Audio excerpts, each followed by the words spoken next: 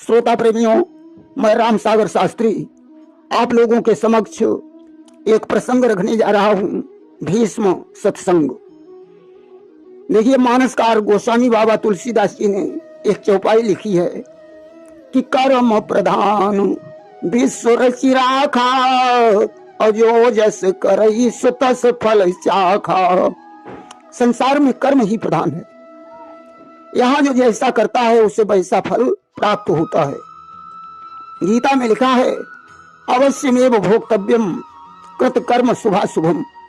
शुभ और अशुभ जैसे भी कर्म मनुष्य करता है वैसा ही फल उसे मिलता है। कि जो पातक कायाते होई, बिन भोगते छूटे नहीं कोई। इस शरीर से जो पाप होता है वह पाप मनुष्य को भोगना पड़ता है। आप सभी लोगों ने भीष्म पितामह का नाम सुना होगा, जिन्होंने महाभारत के युद्ध में 10 दिन तक सेनापति का भार संभाला और रोज 10,000 योद्धाओं को मारने का प्रण लिया था। भीष्म पितामह का असली नाम देवव्रत था। पहले ये देव नाम के वसु थे। एक बार 8 वसुवृंद मिलकर वशिष्ठ ऋषि के आश्रम पर गए। वशिष्ठ जी के यहाँ कामधेनु गाय थी, जिससे जो भी कामना करते वह वस्तु तुरंत उपलब्ध हो जाती थी। देव नामक वसु ने उसका चमत्कार देखा, विचार किया इस गाय को चुरा लिया जाए। 7 वसुओं ने गाय चुराने में देव की मदद की। जब गाय को लिए हुए जा रहे थे उसी समय वशिष्ठ जी आ गए। उन्होंने 8 वसुओं को श्राप दे दिया कि तुम्हें मनुष्य रूप में पृथ्वी पर जन्म लेना होगा। वसुओं ने क्षमा मांगी। वशिष्ठ ने कहा, तुम 7 वर्ष जन्म लेते ही मर जाओगे और मुक्त होकर फिर से वसु बन जाओगे। परंतु देव ने बड़ा अपराध किया है, इसलिए इसकी मुक्ति सहज में नहीं हो सकती है। कि वह वीर ब्रह्मचारी बनकर भूतल पर नाम कमाएगा, जन्म भर करेगा ब्याह नहीं, और नाम पितामह पाएगा। देव का उद्धार सहज में नहीं होगा। या बाल ब्रह्मचारी बनकर आजीवन विवाह नहीं करेगा। उसकी अटल प्रतिज्ञा के आगे भगवान कृष्ण की भी प्रतिज्ञा टूट जाएगी। महाभारत के युद्ध में अपना नाम अमर करने के बाद फिर से 8वां वसु बनेगा। आज वसुओं ने देवताओं को इकट्ठा किया और अपना श्राप सुनाया। देवताओं ने गंगा मां का आह्वान किया। अस्तु गंगा ने वसुओं का उद्धार करने के लिए राजा शांतनु से विवाह कर लिया। वसुओं ने पुत्र के रूप में गंगा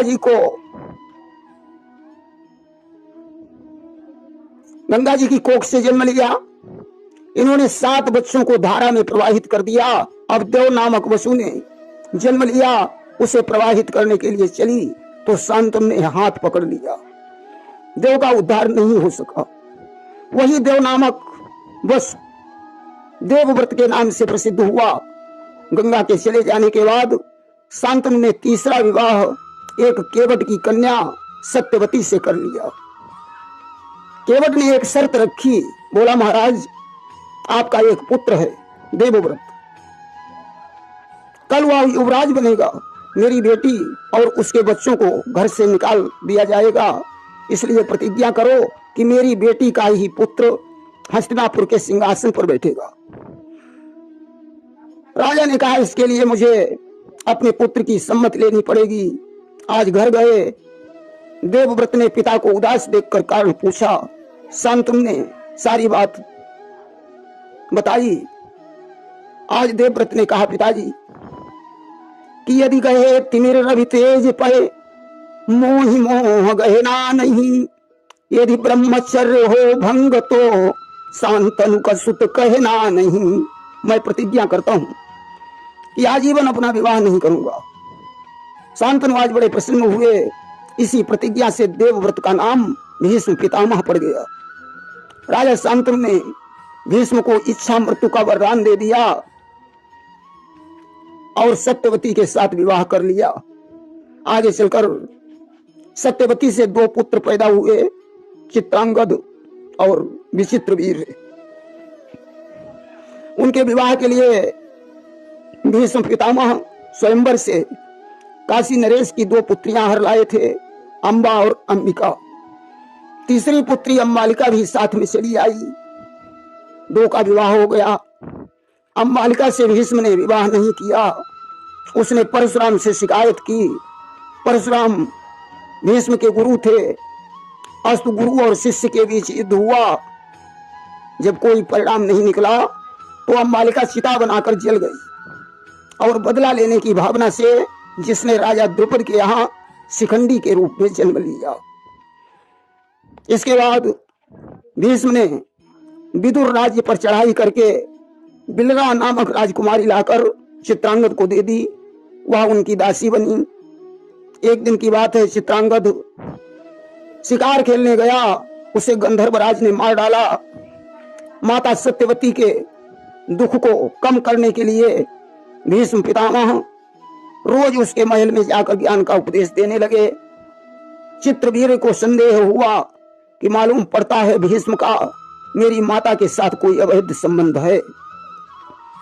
परंतु जब सत्यता जानी तो चित्रवीर्य दुखी हो गए।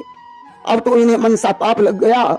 इन्होंने भीष्म से पूछा, भैया किसी को अगर मनसा पाप लग जाए तो क्या करना चाहिए? भीष्म ने कहा, सुनो कि यदि मानस पाप मिटाना हो तो नरकाशी को अपनाए, तन मन देकर हरि जाप करे, फिर चिता बनाकर जल जाए। यदि किसी को मनसा पाप लग गया हो तो काशी में जाकर भगवान का ध्यान करके चिता बनाकर जल जाना चाहिए। चित्रवीर्य ने घर बार छोड़ दिया। काशी में ईश्वर का ध्यान करके चिता बनाकर जल गए। अब तो सत्यवती और दुखी हो गई। उसने अपना वंश चलाने के लिए अपने प्रथम पुत्र व्यास जी का ध्यान किया, जो पराशर के संयोग से उत्पन्न हुए थे। व्यास ने कहा, मां यदि वंश की वृद्धि करानी है तो अपनी तीनों बहुओं को निर्वस्त्र होकर मेरी आंखों के आगे कर दीजिए। आज अंबा ने आंखों पर पट्टी बांधी और निर्वस्त्र होकर निकली। व्यास ने कहा, जा तेरा पुत्र होगा वो अंधा होगा। जिससे आगे चलकर धृतराष्ट्र का जन्म हुआ। अंबिका मिट्टी लपेटकर निर्वस्त्र होकर निकली। व्यास जी ने कहा, तेरा पुत्र पांडु रोग से ग्रस्त होगा, जिससे पांडु का जन्म हुआ। बिलरा नाम की दासी ने कोई संकोच नहीं किया, निर्वस्त्र होकर निकली। व्यास जी ने कहा, देवी तेरा पुत्र परम विद्वान होगा, जिससे विदुर का जन्म हुआ। गांधार के राजा सुबल की पुत्री गांधारी के साथ धृतराष्ट्र का विवाह हो गया। गांधारी ने भगवान शंकर से 100 पुत्र और 1 पुत्री का वरदान मांगा था, जिससे दुर्योधन दुशासन आदि 100 पुत्र हुए। दुस्सला नाम की एक कन्या हुई, जिसका विवाह जयद्रथ के साथ हुआ था। देखिए, सूरसेन के मित्र कुंती भोज ने सूरसेन की पुत्री प्रथा को गोद लिया था, जिससे प्रथा का नाम कुंती पड़ गया। कुंती ने दुर्वासा की सेवा की। उन्होंने इसे आकर्षण मंत्र दे दिया। इसने सूर्य के लिए आकर्षण मंत्र पढ़ा। सूर्य आ गए। सूर्य की दृष्टि मात्र से कुंती गर्भवती हो गई। कर्ण नामक पुत्र का जन्म हुआ। इसने बच्चे को धारा में प्रवाहित कर दिया। अधिरथ नामक सारथी उसे उठा ले गया, अपनी पत्नी राधा को दे दिया। कर्ण सूत पुत्र कहलाने लगा। अब कुंती का विवाह पांडु से हुआ। पांडु ने दूसरा विवाह मद्र देश के राजा की पुत्री माद्री से कर लिया। शिकार खेलने के लिए एक बार जंगल में गए। वहां एक मुनि पत्नी सहित हिरण और हिरनी बनकर विहार कर रहे थे। इन्होंने हिरण के बाण मारा। बाण लगते ही मुनि को देखा, क्षमा मांगने लगे। मुनि ने श्राप दे दिया, पत्नी के संसर्ग से तुम्हारी भी मृत्यु हो जाएगी। अस्त दोनों ने प्राण छोड़ दिए। राजा पांडु अब पुत्र सोच में उदास रहने लगे। कुंती ने दुर्वासा के आकर्षण मंत्र की याद दिलाई और वंश चलाने के लिए कहा। धर्मराज का ध्यान किया, जिनसे युधिष्ठिर का जन्म हुआ। पवन से भीम, इंद्र से अर्जुन और अश्विनी कुमारों से नकुल और सहदेव का जन्म हुआ। देखिए, नकुल और सहदेव माद्री के पुत्र थे, क्योंकि कुंती ने आकर्षण मंत्र माद्री को भी दे दिया था। राजा सूर्यास्त के बाद भोजन नहीं करते थे। एक दिन सूर्यास्त हो गया। माद्री बड़ी तेजस्विनी थी। कुंती ने उससे छत पर खड़े होने के लिए कहा। माद्री छत के ऊपर खड़ी हो गई। प्रकाश हो गया। पांडु ने खाना खाया, बाद में नीचे उतर आई। फिर अंधेरा हो गया। पांडु ने पूछा तो बता दिया कि माद्री का प्रकाश था। पांडु ने माद्री से संसर्ग किया, उनकी मृत्यु हो गई। देखिए, कर्ण की शिक्षा परशुराम के यहां हुई। ब्राह्मण बनकर धनुर्वेद सीख रहा था। बाद में इन्हें पता चला कि ये ब्राह्मण नहीं है। आज तो 5 बाण प्रदान करके कर्ण की छुट्टी कर दी। पांडवों की शिक्षा द्रोणाचार्य के द्वारा हुई। दुर्योधन ने एक बार भीम को जहर देकर गंगा जी में डाल दिया, जहां पाताल लोक में राजा वासुक की पुत्री अहिलमती ने जीवित करके उससे विवाह कर लिया था। दुर्योधन का विवाह भानुमति से और कर्ण का विवाह पद्मावती से हुआ। अर्जुन का विवाह द्रौपदी से हुआ था। कुंती की आज्ञा से और भगवान शिव के वरदान से द्रौपदी 5 पांडवों की रानी बनी, जिससे 5 पुत्रों का जन्म हुआ, जिन्हें अश्वत्थामा ने मार डाला था। आइए अब हम मुख्य विषय पर आते हैं। भीष्म पितामह ने एक बार एक जीवित सर्प को धनुष की नोक से उठाकर झरबेरी पर डाल दिया था। उस सर्प के शरीर में सबसे अधिक कांटे चुभे हुए थे।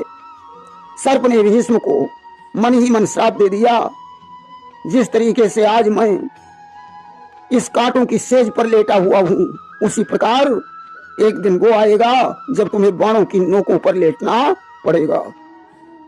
मेरे प्राणांत में जितने दिन लगेंगे, उतने ही दिन तुम्हारे प्राणांत में लगेंगे। सजनों, शांतन के पश्चात भीष्म हस्तिनापुर का शासन कर रहे थे। धीरे धीरे भीष्म 170 वर्ष के हो गए।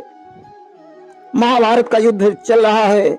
भीष्म पितामह 10 दिन के लिए सेनापति बने और रोज 10,000 योद्धाओं को मार डालते थे। परेशान होकर भगवान कृष्ण अर्जुन को लेकर रात के समय बाबा भीष्म के शिविर में पहुंचे और भीष्म से उनकी मृत्यु का उपाय पूछा। भीष्म ने कहा, कृष्ण, कि जिस समय शिखंडी नारी रूप मैं अपने आगे देखूंगा, बस उसी समय रण स्थल में अपने हथियार डाल दूंगा। शिखंडी आज भी मेरी नजर में स्त्री है। शिखंडी को आगे करके अर्जुन यदि मेरे ऊपर बाणों का प्रहार करें तो मैं अपने हथियार नहीं उठाऊंगा। प्रातः काल अर्जुन ने शिखंडी को आगे किया। भीष्म ने धनुष बाण रख दिया। अर्जुन ने भीष्म को सरसैया पर लिटा दिया। भीष्म का सिर लटक रहा था। उन्होंने तकिया मांगी। दुर्योधन ने सेवक से कहा, जाओ शिविर से तकिया ले आओ। सेवक तकिया लेकर गया। भीष्म ने कहा, दुर्योधन, तुम्हें वीरों की तकिया का ज्ञान नहीं है। मुझे तकिया तो सिर्फ अर्जुन ही दे सकता है। अर्जुन ने 2-4 बाण मस्तक में मारे। भीष्म का सिर बाणों से जकड़ गया। भीष्म ने कहा, जल पिलाओ। दुर्योधन ने सेवक को भेजकर भीष्म के लिए जल मंगाया। भीष्म ने कहा, दुर्योधन, मुझे जल अर्जुन ही पिला सकता है। आज अर्जुन ने एक बाण मारा, पाताल फूट गया। स्वच्छ गंगा की धारा भीष्म के मुंह में गिरी। भीष्म ने अर्जुन को आशीर्वाद दे दिया, विजयी भव, जाओ महाभारत के युद्ध में तुम्हारी विजय हो। भीष्म ने कृष्ण से कहा, नटनागर, जब तक मैं सरसैया पर लेटा हूं तब तक मुझे रोज दर्शन देते रहना। जब तक सूर्य उत्तरायण में नहीं आएंगे तब तक मैं अपने प्राण नहीं छोड़ूंगा। देखिए, मकर से लेकर मिथुन की संक्रांति तक 6 महीने तक सूर्य उत्तरायण में रहते हैं। इन 6 महीनों में प्राण त्यागने वाले सूर्य मार्ग से होकर वैकुंठ को जाते हैं। कर्क से धन की संक्रांति तक 6 महीने सूर्य दक्षिणायन में रहते हैं। इन 6 महीनों में मनुष्य अपने कर्मानुसार वैकुंठ या नरक को जाते हैं। जिसके प्राण ब्रह्मांड फोड़कर निकलते हैं वह सूर्य मार्ग से होकर वैकुंठ को जाता है और आवागमन से रहित हो जाता है। सज्जनों, इसके बाद द्रोणाचार्य सेनापति बने, जिन्होंने चक्रव्यूह की रचना की।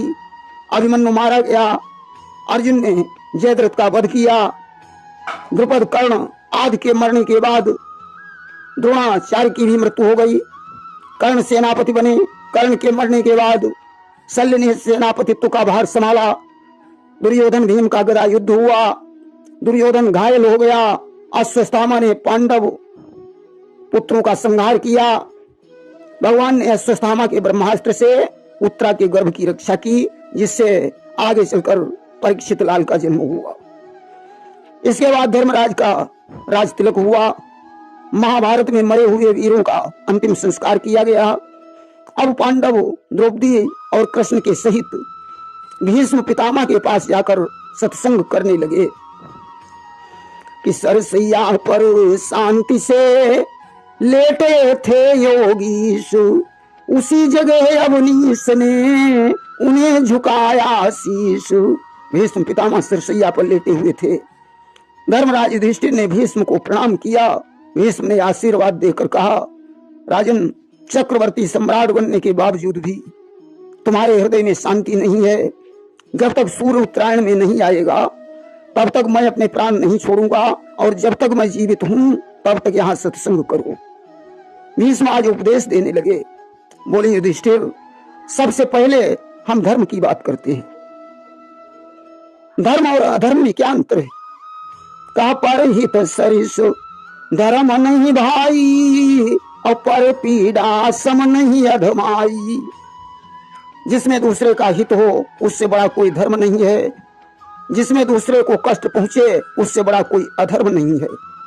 राजन, जिस सभा में कोई अधर्म करने की इच्छा करे, उस समय यदि कोई धर्मात्मा व्यक्ति वहां बैठा है तो उसे चाहिए कि उस मनुष्य को अधर्म करने से रोके। यदि सामर्थ्य नहीं है तो वहां से उठकर चला जाना चाहिए। द्रौपदी भीष्म की बात सुनकर मुस्कुराई कि 10,000 महारथियों के बीच में जब मेरा सिर खींचा जा रहा था उस समय तुम भी बैठे हुए थे, लेकिन दुर्योधन को न रोका और न चले गए। भीष्म पितामह द्रौपदी के मन की बात को समझ गए। उन्होंने कहा, बेटी, मैं तेरी भावना को समझ गया हूं। सिर खींचते समय मैं दुर्योधन को नहीं रोक पाया और वहां बैठा रहा। इसका भी एक विशेष कारण है कि मैंने उस दिन दुर्योधन का अन्न खाया था, और यथा अन्नम तथा बुद्धि, यथा जलम तथा मनम। जैसा अन्न मनुष्य खाता है वैसी उसकी बुद्धि हो जाती है, जैसा पानी पीता है वैसा उसका मन हो जाता है। पुत्री, यह बात मैं तुम्हें एक दृष्टांत के माध्यम से समझाता हूं। भीष्म बोले कि राजा शिवी के यहाँ एक परमहंस महात्मा रहते थे। उसी नगर में एक ब्राह्मण ने अपनी पुत्री के लिए सुनार से एक सोने का हार बनवाया। सुनार ने वह हार पीतल का बना दिया। ब्राह्मण की पुत्री जब ससुराल गई तो उसके पति ने उस हार के चक्कर में लड़की को घर से निकाल दिया। ब्राह्मण ने सुनार की शिकायत राजा शिव से की, तो राजा ने उस सुनार का सारा अन्न धन छीन लिया और उसी अन्न से उन्होंने भोजन बनवाया। परमहंस जी ने जब वो भोजन किया तो उनकी बुद्धि बदल गई। उन्होंने खूंटी पर टंगा हुआ रानी का हार देखा, मौका मिला, हार झोली में रख लिया। इसके बाद महात्मा जी ने 3 दिन का उपवास किया। बुद्धि सही हो गई। महात्मा जी ने वो हार ले जाकर खूंटी में जहां का तहां टांग दिया। अब राजा ने पंडितों से पूछा कि आखिर ऐसा क्यों हुआ। महात्मा जी ने पहले हार चुराया, बाद में खूंटी पर टांग दिया। पंडितों ने कहा, राजन, यह सुनार के अन्न का प्रभाव था। जो महात्मा जी ने हार चुराया उपवास करने के बाद बुद्धि शुद्ध हुई तो उन्होंने हार टांग दिया। भीष्म ने कहा, बेटी मैंने भी उस दिन दुर्योधन का अन्न खाया था, इसलिए मेरी बुद्धि भी दुर्योधन की तरह हो गई थी। भीष्म ने धर्मराज को बताया कि जो साम दाम भय भेद चारों नीतियों को जानते हैं और प्रजा को पुत्र के समान समझते हैं, वही सच्चे राजा हैं। कि जा सुराज प्रिय प्रजा दुखारी, असो नप अवश्य नरक अधिकारी। जिस राजा के राज्य में प्रजा दुखी रहती है वह राजा नरकगामी होता है। बताया ब्रह्मचर्य गृहस्थ वानप्रस्थ के बाद मनुष्य को संन्यास ले लेना चाहिए। कि चौथेपन जाई नप कानन, चौथेपन में भगवान का भजन करना चाहिए। बताया कालनेम की पुत्री वृंदा का नाम सुना होगा। वृंदा का पति जालंधर था। वृंदा परम सती थी। विष्णु ने उसके सतीत्व को नष्ट किया और जालंधर भगवान शंकर के हाथों से मारा गया। वृंदा ने साप से भगवान को शालिग्राम बना दिया और वृंदा तुलसी बनी। कि तुलसी वृंदा रूप है, हरि हैं शालिग्राम, सिर पर धरते हैं उसे अब तक लीला धाम। भीष्म ने कहा, काशी को परम पवित्र तीर्थ माना जाता है और 3 वर्ष तक जो करे काशी में स्नान, इसमें कोई शक नहीं हो उसका निर्वाण। काशी में मरने से मोक्ष प्राप्त होता है। बताया एक बार राजा सगर ने 100वां यज्ञ करना चाहा। इंद्र ने घोड़ा चुरा लिया, कपिल मुनि के आश्रम पर बांध दिया। राजा सगर के पुत्रों ने जमीन खोदी, कपिल का आश्रम निकला, घोड़ा वहां बंधा पाया तो गाली गलौज किया।